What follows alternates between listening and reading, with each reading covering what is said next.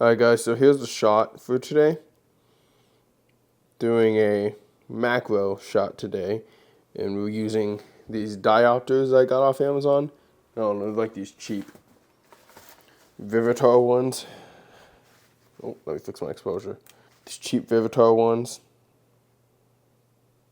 So yeah, they do pretty good. They get the job done.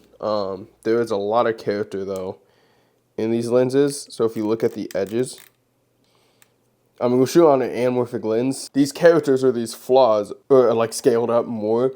It's scaled up more than what is usually there in anamorphic characters and the character of the diopters. So these diopters, they already have a lot of character like this on bowing. There's more bowing the edges. The lines aren't perfectly straight, but I think it adds some cool character to the image and overall vibe. But it also depends what you're going for. I wouldn't recommend these for high-end professional work. Buy some cleaner ones. But if you want more of a creative look and an artsy look, definitely pick up these Vivitar ones. And this is our light setup for today. We got the star of the show, this cheap $60 light again on this cheap stand. Just kind of shining down on here. Just give it some shadow and stuff like that. That's kind of clean image in itself right there. And we got this bottle in the background just to add a pop of color in here. And we could go ahead and pour this beer in there, get the shot, and record some ASMR. Let's get it! Also, I've been getting a couple questions about my camera settings during these videos. So let me break it down for you right here. So I'm currently shooting daylight balance. The light's currently at 5600 Kelvin, which is daylight. My ISO is at the base ISO, which is 6400. And we're shooting at 172.8 shutter speed. You're shooting in Vlog. We got this Rec 709 area conversion LUT on the monitor, just so I'm not looking at a flat image. Our levels are looking good. Depending on where I stand though, like it's like we're fine. It's changing.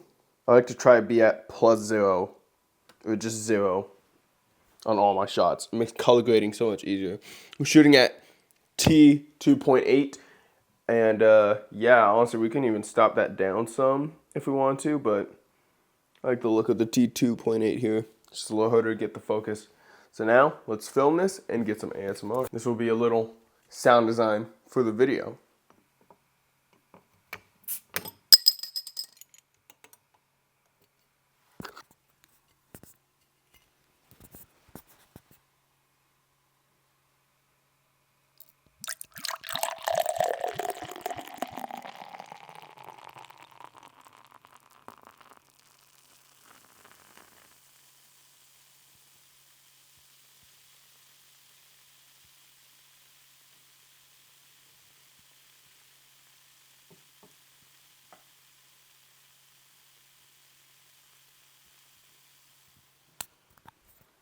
Okay, well now that I got the focus, I didn't even record, did I? I didn't even record that. Alright, well, doing it again.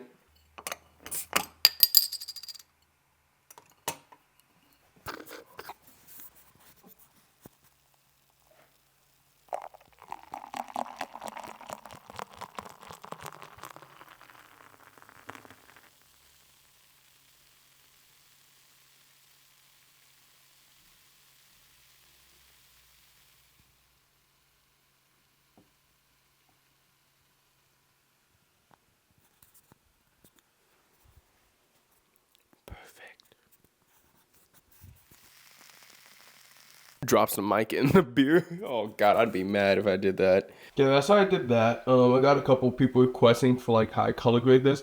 I'm gonna show you guys kind of like the color grading process of how I will color grade this. And yeah, let's hop into Resolve and get it color graded. Alright guys, welcome to the editing bay. Today I'm gonna give you a quick little color grading tutorial on how I color grade. This won't be super in depth, but also, low-key, my color grading process isn't really super in-depth. I kind of try to keep it streamlined and simple as much as possible. And yeah, so I'll show you guys what I do. So the first main thing I've gotten questions about is the character on my lenses. people think I'm shooting on Helios lenses, or, you know, I shoot on anamorphic, so those already have tons of characters in itself. I do add a little bit of character into the image, especially if I'm shooting on my Sigma 2470 like this. You probably see some character going on around the edges over here. Let's switch over to the color tab. So what I did is I went on my timeline. It's usually like the final stage I do. And I'm using this thing called, it's a power grade I'm using, called optical drift. And basically it just adds like barrel distortion and like chromatic aberration going on in your image. And I mean, if you have dehancer, there's dehancer on here, but I took that off just because I already have my own look that I use on top of this, so I just deleted that node. But this is what it basically looks like when you first install it on it. That image looks great already, it looks fantastic. The color is happening from dehancer, so there's usually like a 7th node here. And then, yeah, but what I do is I just delete dehancer, and I just really don't, all I do is I go into the focus plane, switch it from stylized to realistic, or sometimes I'll stay on, or no, sometimes I'll switch it from realistic to stylized, or sometimes I'll keep it realistic like this, and I'll just up the strength. And as you see, like the more you add, you know, it looks a little wonky, but you know, you just want it to be, subtle, you know, that's the best way to do it. So I don't really touch any of these. And then same with chromatic aberration, I just leave it as is. Distortion, I leave everything else as is. So that's step 1 of what I do. Step 2 is I switch from timeline to clip. Is I go to my, I kind of switch between, but what you've been seeing in this clip so far is power grade 5 called film depth power grade. And to me, I think this is the most accurate film emulation power grade out there right now. But I think my second favorite power emulation is definitely Cineprint 35 or Cineprint 16. Cineprint 35 is better color-wise. Camera support, you got Rec 709, you got D-Log, you got Apple Log, Panasonic V-Log, which is what I use. I just got film depth power, so that's probably why it's so high up there. I just like it a lot. I've basically just been copying and pasting it all on here because I have my look that I dialed in here, but I'll show you guys how to do it from scratch. So this power grade is specifically made for Sony footage. Shout out to Color Space Transforms that I can make it look good on Panasonic footage. So you just double click here, I just delete this node. And I low-key installed it wrong. So like the LUT isn't converting properly. So I have to like go back in here and reconvert it basically. So I gotta look for 0065p_1, which is under LUTs. And I have it in here. It should be this one. I'm gonna reset the node and then put it back on, and boom, it's back on there. And it already looks so good. And I use this power grade on all the behind the scenes footage and the main cinematic shot as well. And now I just go up here. If I need to fix white balance like I do here, it's a little warm for my liking. I'll just bring it down a little bit like that. And then mess with the tint if I need to. But the tint on Panasonic footage is usually pretty good for me, so I just leave it. And then I go into exposure, and you know, sometimes I go into HDR, bring down the global, or sometimes I'll just do it through gain and offset, or I'll just bring down the highlights. But there's already a highlight node here, so I just do that. Brought down some of the highlights. I'll go back up here and I'll just bring this up, not in highlights though, in exposure. Make sure you're working in the correct node. Bring this up like so, just to make it a little more bright. I want to be a little more brighter of an image. Cool.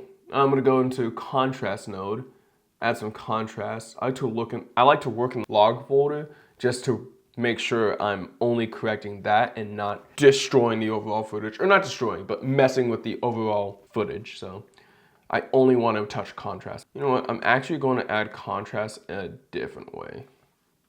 I'm gonna go here, add my points, bring up the highlights, bring down the shadows. And this isn't my, the only way I color grade. This is literally how I'm color grading this image for the first time. Now I do my S curve like this just to have a more smooth roll off in the shadows and the highlights. Saturation, So I'll change the color space, I think it is, to HSV, and then I'll change the channel. I'll take 1 off and take 3 off. So now when I only mess with I think it's gain, it's actually bringing in saturation, like true saturation, and not just bringing up all the colors in the image. It's actually adding in saturation where it needs to be. So sometimes I like to go all the way, just see what it's doing, and then I'll bring it down. Cool, looks good. Now the fun part, we get to work on this, or the actual look of the image.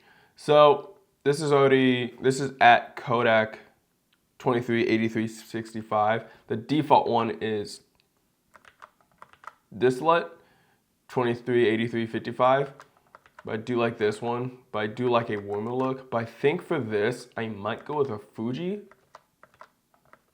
I'm gonna go with this one. And then to get out this compound node, you just click on print, and you're back to the main node tree. Honestly, I don't think we need any more halation. Like if it's too much, then like the illusion is broken. So we're just gonna leave it. Bloom, we'll leave. Flicker, I'll leave it alone. The print look, nah. Grain, I do like more grain, not gonna lie. Honestly, I never even touched the grain. I just kind of want to add a little bit more. And yeah, gate weave I leave alone. And yeah, other than that, it's like that's kind of how I'll color grade, you know? Make a few tweaks here and there. Like I might adjust a tint here actually, bring in some magenta just to bounce a little more. And yeah, that's kind of how I color grade. Just a quick little rundown.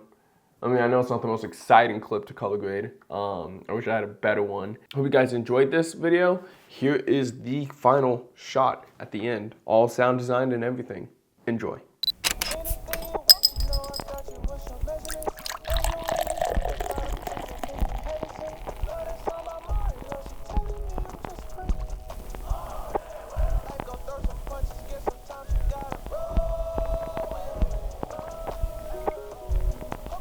Alright guys, thank you so much for watching.